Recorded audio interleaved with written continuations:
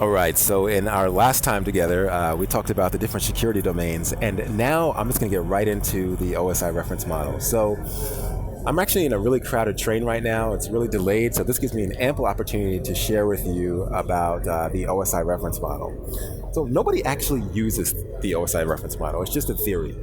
People actually use the TCP/IP protocol stack. And just to clarify a few terms, by stack I mean a collection of modular protocols. And by protocol I just mean a set of rules. That's all it is. A protocol is just a set of rules. So don't let those terms throw you off.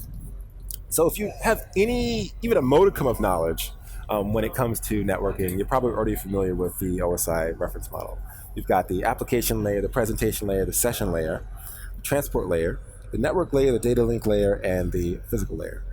And a lot of people remember it by the mundane acronym. I actually call it a crap-ronym because it's kind of boring. But they usually use all people seem to need data processing. That's lame. So I Googled around and I found this cool cat on Reddit. And he actually posted it in a different way. He's got a fresh look on it. And he calls it this. People don't need those stupid packets anyway. People don't need those stupid packets anyway. I think it's genius. And by the way, if you know who actually coined that acronym, please leave a comment. Scroll down, leave a comment. Let me know because I want to give credit where it is due. Another good one is please do not teach students pointless acronyms. Please do not teach students pointless acronyms. That's another good one. So let's get right into this because I don't want to waste your time. I know you're already distracted by a million things. You're just like me. I know what it's like. So the application layer is not referring to the application itself. It's not referring to Google Chrome, for example, if that's your application, but rather the services that leverage the application. So Google Chrome is nothing without the HTTP service, which this is on port 80. So the application layer refers to HTTP, that particular protocol. If you move down one layer from application, you have the presentation layer. This is all about, drum roll please, presentation, right? So this is where you have encryption, you have encoding, you have data translation. These services live at the presentation layer. Moving down a layer, you have the session layer. Man, I said a layer a lot of times. But in the session layer, you have multiple sessions, so you have multiple tabs. Each tab is its own session. The session layer takes care of that.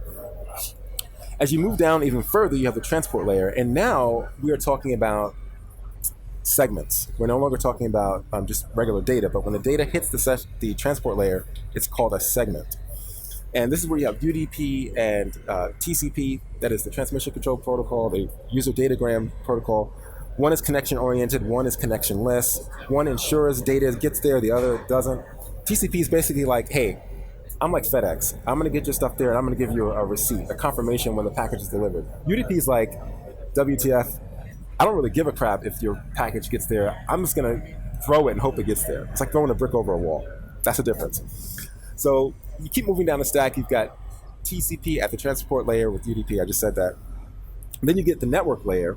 And this is where the segment becomes a packet, and this is where IPs live. So the Internet Protocol, IPv4, IPv6, your source IP address, your destination IP address, these live at the network layer.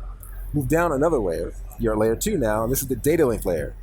And this is where you have physical addresses, also known as a burned-in address or a MAC address. MAC is Media Access Control Address. And whenever you send what is now known as a frame, so the packet becomes a frame at layer 2, at this layer, it is now something completely different. It is no longer a packet, it is now a frame, and this is sent with a source MAC address and a destination MAC address. And then of course it ends up at the last layer, which is the physical layer, which is responsible for just the physical hardware, your Ethernet connections, your cables, that sort of thing. And then it's transmitted over the internet, and it then arrives at its destination, and the whole process is completed, but in reverse.